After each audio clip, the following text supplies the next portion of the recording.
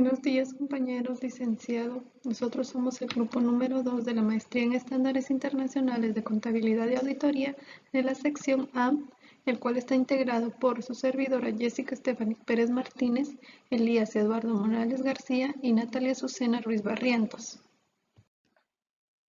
Nosotros les vamos a hablar en esta ocasión acerca de la norma internacional de información financiera número 9, instrumentos financieros, en su parte teórica. El objetivo de esta norma es establecer principios para la información financiera sobre activos y pasivos financieros con el objeto de presentar información que sea útil para los usuarios de los estados financieros. Alcance. Esta norma se aplicará a todas las entidades y todo tipo de instrumentos financieros, excepto a participaciones en subsidiarias, asociadas y negocios conjuntos que se contabilicen conforme a la NIC 10, NIC 27 y NIC 28. No obstante, hay algunos casos en los que permiten que se contabilicen de acuerdo a los requerimientos de esta norma. Derechos y obligaciones surgidos por arrendamientos, NIC 17. Derechos y obligaciones de los empleados derivados de planes de beneficios a empleados. Instrumentos financieros que cumplen con la definición de un instrumento de patrimonio. Derechos y obligaciones surgidos en un contrato de seguro descritos en la NIC 4. Contratos a términos entre un adquiriente y un accionista que vende para comprar o vender una adquirida que dé a lugar una combinación de negocios. Compromisos de préstamo, así como también derechos y obligaciones dentro del alcance de la NIC 15. Esta norma se aplicará a aquellos contratos de compra o venta de partidas no financieras que se liquiden por el importe neto en efectivo o en otro instrumento financiero, o mediante el intercambio de instrumentos financieros, como si dichos contratos fueran instrumentos financieros. Esto a excepción de aquellos contratos que se celebren y se mantienen con el objeto de recibir o entregar una partida no financiera, de acuerdo con las compras, ventas o necesidades de utilización esperadas por la entidad. Esta norma será de aplicabilidad a los contratos que una entidad designe como medidos al valor razonable con cambios de los resultados de la siguiente manera. Un contrato para comprar o vender partidas que no sean financieras que se liquiden el importe neto, ya sea en efectivo o mediante otro instrumento financiero o mediante el intercambio de instrumentos financieros. Si el contrato fuese un instrumento financiero, debe ser medido al valor razonable con cambios en los resultados. Reconocimiento inicial. Una entidad reconocerá un activo o pasivo financiero en su estado de situación financiera. Esto cuando se convierte en parte de las cláusulas contractuales de un instrumento. Todos aquellos derechos y obligaciones contractuales, por derivados como activos y pasivos, se deberán de reconocer, como por ejemplo, las partidas por cobrar o por pagar se reconocerán como un activo o pasivo cuando la entidad se convierte en parte del contrato, tiene el derecho legal de recibir el efectivo y la obligación legal de pagarlo, respectivamente. Clasificación. Los activos financieros. Una entidad deberá clasificar estos activos financieros según se midan posteriormente a su costo amortizado o a un valor razonable, ya sea a un valor razonable con cambios en otro resultado integral o a valor razonable con cambios en el resultado. Esto por medio de un modelo de negocio o por características del flujo de efectivo. Costo amortizado.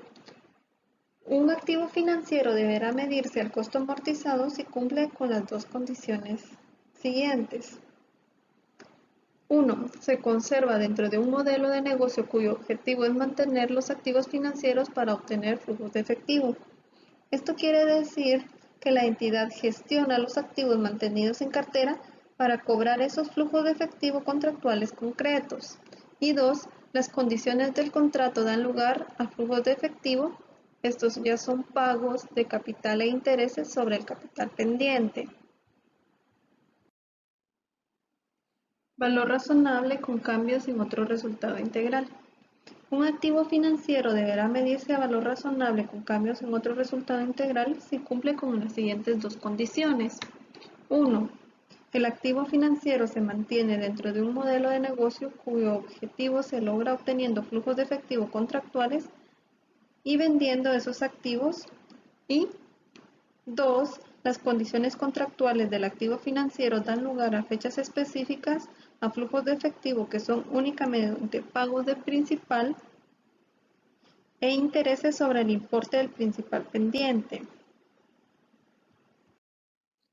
Clasificación de los pasivos financieros.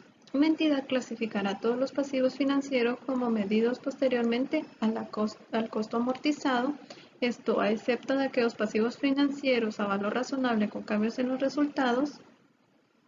Los pasivos financieros que surjan de una transferencia de activos financieros que no cumplan con los requisitos para su baja en cuentas o que se contabilicen utilizando el enfoque de implicación continuada, los contratos de garantía financiera, los compromisos de concesión de un préstamo a una tasa de interés inferior a la del mercado y la contraprestación contingente reconocida por un adquiriente en una combinación de negocios en la cual se implica la NIF 3. Derivados implícitos. Un derivado implícito es un componente de un contrato híbrido en el que también se incluye un contrato anfitrión que no es un derivado. Y si un contrato híbrido contiene un anfitrión que está dentro del alcance de esta norma, una entidad aplicará los requerimientos al mismo. Y si un contrato híbrido contiene un anfitrión que no es un activo que quede dentro del alcance de esta norma, un derivado implícito deberá separarse del anfitrión y contabilizarse como un derivado según esta norma. Reclasificación.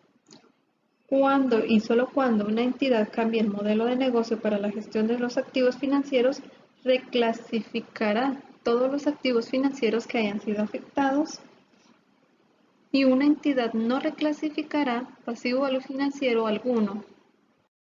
Continuando con la exposición, hablaremos acerca de la medición de los instrumentos financieros. La norma indica que en su medición inicial los instrumentos financieros se medirán al valor razonable, excepto las cuentas por cobrar comerciales, que por su precio de transacción se medirán conforme a la NIF 15. Con respecto a la medición posterior de los activos financieros, la norma indica que se medirán al costo amortizado, pero únicamente aquellos activos financieros que la empresa tenga dentro del negocio, pero cuyo objetivo será mantenerlos para que estos generen flujos de efectivo por medio de un contrato, o bien que en las condiciones o términos del contrato se especifique de que dicho activo financiero generará flujos de efectivo, o si no, se medirán al valor razonable en cambios en otro resultado. Pero la norma indica que también únicamente serán aquellos activos financieros que la entidad mantenga, cuyo objetivo será que genere flujos de efectivo, pero esta vez vendiéndolos, o bien por medio de contrato, pero que se especifique en las cláusulas de que dicho activo financiero generará flujos de efectivo. Si no, se medirán al valor razonable con cambios en resultados. Con respecto a la medición posterior de los pasivos financieros, la norma indica que se medirán al costo amortizado, excepto aquellos pasivos financieros a valor razonable con cambios en resultados o aquellos pasivos financieros que surjan de la transferencia de un activo y dicho pasivo no cumpla con los requisitos para darle de baja. Si no, la norma indica que se podrán medir al valor razonable, pero toda vez den lugar a información más relevante. Con respecto a la medición a costo amortizado sobre los activos financieros, la norma indica que cuando un activo financiero genere ingresos por intereses, deben calcularse utilizando el método del interés del efectivo. Y bien, cuando se renegocie o se modifiquen los flujos de efectivo del activo financiero, la entidad deberá recalcular el importe en libros de dicho activo financiero y deberá reconocer si hubo una ganancia o una pérdida por dicha modificación. La norma también indica que si la entidad tiene expectativas de que no podrá recuperar el activo financiero en su totalidad o por lo menos una parte, la norma indica que también que le dé de baja. Deterioro del valor. Con respecto al reconocimiento de las pérdidas crediticias esperadas, la norma indica que una entidad deberá reconocer una corrección de valor por pérdidas crediticias esperadas sobre un activo financiero que esté medido al costo amortizado o al valor razonable, pero deberá reconocerlo en otro resultado integral. La norma también indica que una entidad deberá evaluar si hubo incrementos significativos en el riesgo crediticio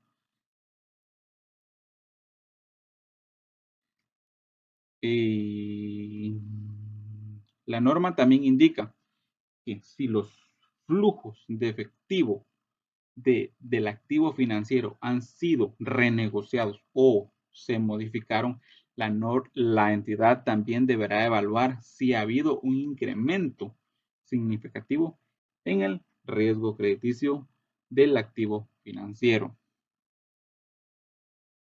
La norma también indica que aquellos activos financieros con deterioro de valor crediticio que hayan sido comprados u originados, la entidad solamente reconocerá los cambios acumulados en las pérdidas crediticias durante el tiempo de vida del activo.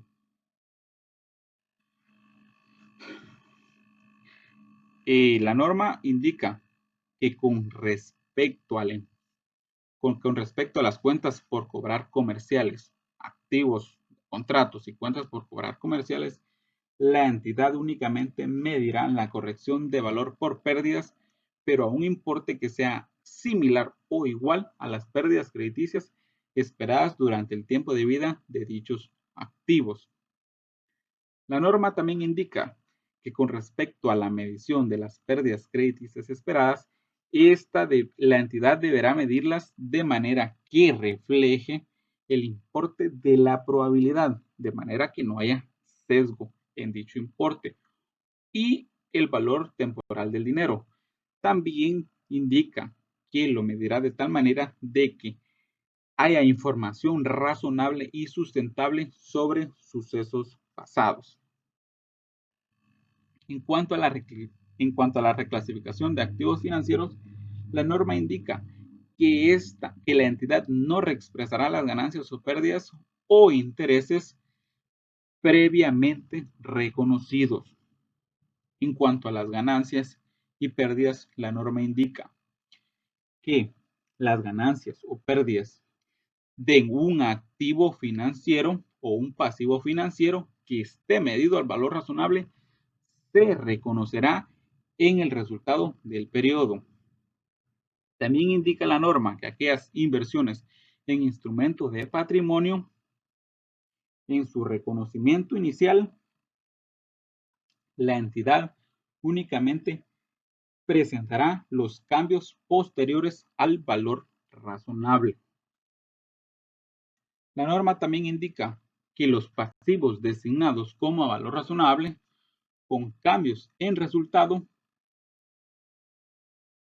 los cambios que se generen los podrá representar de dos formas, ya sea que el importe del cambio en el valor razonable del pasivo financiero sea atribuible a cambios en el riesgo crediticio, o bien que el importe restante del cambio en el valor razonable del pasivo se presente en el resultado del periodo. Con respecto a los pasivos, a los activos medidos al valor razonable con cambios en otro resultado integral, la norma indica que las ganancias o pérdidas que se generen se deberán reconocer en el resultado integral, pero no aquellas ganancias o pérdidas que se generen por deterioro de valor o las ganancias que se generen o las ganancias o pérdidas que se generen por diferencias de cambio. Continuando con el capítulo número 6, contabilidad de coberturas. Las NIF permiten que una entidad, cuando aplica por primera vez la NIF 9, elija como su política contable el aplicar los requerimientos de la contabilidad de coberturas según la NIF 9 o continuar utilizando los requerimientos de la contabilidad de la NIF 39. Su objetivo es representar en los estados financieros el efecto de las actividades de gestión de riesgos de una entidad, la cual utiliza instrumentos financieros para gestionar las exposiciones que surgen por riesgos concretos y riesgos que pueden afectar el resultado del periodo. Todo esto de una entidad que utiliza instrumentos financieros para gestionar las exposiciones que surgen por riesgos concretos que pueden afectar el periodo. Instrumentos de cobertura. Un derivado medio al valor razonable con cambios en el resultado puede ser designado como un instrumento de cobertura, excepto en el caso de algunas opciones emitidas, las cuales no cumplen con los requisitos de instrumentos de cobertura, a menos que se designen para compensar una opción comprada, incluyendo una opción que esté implícita en otro instrumento financiero. Ejemplo de esto puede ser una opción de compra emitida utilizada para cubrir un pasivo. Pueden designarse como instrumentos de cobertura los activos financieros o los pasivos financieros que no sean derivados si se miden al valor razonable con cambios en el resultado, salvo en el caso de que sea un pasivo financiero designado como un valor razonable con cambios en el resultado, para el cual el importe de su cambio en el valor razonable sea atribuible a cambios en el riesgo crediticio de ese pasivo. Designación de instrumentos de cobertura. Las únicas excepciones son la separación del valor intrínseco y del valor temporal de un contrato de opción. ¿Qué es el valor intrínseco? Es el valor real que corresponde a una parte proporcional de todos los componentes que rodean un activo. El valor temporal está comprendido por factores externos como el tiempo a vencimiento o a volatilidad del activo subyacente. Su contabilización. Cuando una entidad separe el valor intrínseco del valor temporal de un contrato de opciones, designa como el instrumento de cobertura solo el cambio en el valor intrínseco de la opción que contabilizará el valor temporal de la forma siguiente. Una entidad diferenciará el valor temporal de las opciones por el tipo de partida cubierta. En este caso, una partida cubierta que sea relacionada con una transacción o con un periodo de tiempo. El cambio del valor razonable de una opción que cubre una partida cubierta. Está relacionada con una transacción que se reconocerá en otro resultado integral. Y el cambio en el valor razonable del valor temporal de una opción que cubre una partida cubierta. Otra excepción sería la separación del elemento al término y del elemento al contado. Su contabilización. Cuando una entidad separa el elemento al término y el elemento al contado de un contrato, lo puede designar según los instrumentos de cobertura solo el cambio del valor del elemento al contado del contrato al término. O cuando una entidad separa el diferencial de la tasa de cambio de la moneda extranjera de un instrumento financiero y lo excluye de la designación de ese instrumento financiero como el instrumento de cobertura. Partidas cubiertas. Una partida cubierta puede ser un activo o pasivo reconocido, un compromiso en firme no reconocido, una transacción prevista o bien una inversión neta en un negocio en el extranjero. Cuando hablamos de partidas cubiertas pueden ser una única partida o un grupo de partidas que constituyen una posición neta, la cual también debe ser medida con fiabilidad y altamente probable. Designación de partidas cubiertas. En una relación de cobertura, una entidad puede designar una partida en su totalidad o un componente de la misma como la partida cubierta. La totalidad de la partida comprende todos los cambios en los flujos de efectivo o en el valor razonable de dicha partida. Cuando hablamos de partida, según la norma, un componente de la partida comprende menos que la totalidad del cambio en el valor razonable o de la variabilidad de los flujos de efectivo de dicha partida. Criterios requeridos para una contabilidad de cobertura. Una relación de cobertura cumple con los requisitos para una contabilidad de coberturas, solo si se cumplen todas las condiciones siguientes. La relación de cobertura consta solo de instrumentos de cobertura. Al inicio de la relación de cobertura existe una designación y una documentación formal. Esto de la relación de cobertura y del objetivo y estrategia de gestión de riesgos de una entidad. Y cumple todos los requerimientos de la eficacia de la cobertura. En esta última existe una relación económica entre la partida cubierta y el instrumento de cobertura, y el efecto del riesgo crediticio no predomina sobre los cambios del valor que proceden. Coberturas del valor razonable. En la medida en que una cobertura del valor razonable cumple con los criterios requeridos conforme se han establecido en la relación de coberturas, se contabilizarán de la forma siguiente. La ganancia o pérdida sobre el instrumento de cobertura, la cual se reconocerá en el resultado del periodo u otro resultado integral. Y la ganancia o pérdida por cobertura de la partida cubierta, la cual ajustará el importe en libros de la partida cubierta y se reconocerá en el resultado del importe. Cobertura del flujo de efectivo. En la medida en que la cobertura de flujos de efectivo cumpla con los criterios requeridos, la relación de la cobertura se contabilizará de la forma siguiente. El componente separado de patrimonio asociado con la partida cubierta se ajustará para que sea el menor. En este caso sería el resultado acumulado del instrumento de cobertura desde el inicio de la cobertura y el cambio acumulado en el valor razonable. La parte de la ganancia o pérdida sobre el instrumento de cobertura que se haya determinado como cobertura efectiva, es decir, la parte que se compensa por el cambio en la reserva de cobertura de flujos de efectivo. Cualquier ganancia o pérdida restante en el instrumento de cobertura o cualquier ganancia o pérdida requerida para compensar el cambio en la reserva de cobertura de flujos de efectivo, la cual es calculada de acuerdo con la ineficiencia de cobertura que se reconocerá en el resultado del periodo. Coberturas de una inversión neta en un negocio en el extranjero. Esto se contabilizará de la manera similar a las coberturas de flujo de efectivo. La parte de la ganancia o pérdida en el instrumento de cobertura que se considera que es una cobertura efectiva. Esta se reconocerá en otro resultado integral. La parte ineficaz se reconocerá en el resultado del periodo. Y la ganancia o pérdida acumulada del instrumento de cobertura relacionado con la parte eficaz de la cobertura que ha sido acumulada en la reserva de conversión de la moneda extranjera y se reclasificará del patrimonio al resultado del periodo como un ajuste por reclasificación. Coberturas de un grupo de partidas.